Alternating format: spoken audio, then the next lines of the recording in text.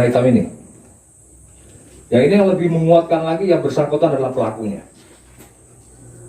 Nah, selain itu juga tim 2 itu melakukan upaya pendekatan secara terus-menerus pada keluarga si pelaku ini, sehingga pada hari Minggu alhamdulillah 2 kali 24 jam ya. Yang pertama yang bersangkutan mengakui bahwasanya dia melakukannya sendirian, tidak ada orang satupun atau ada bantuan dari siapapun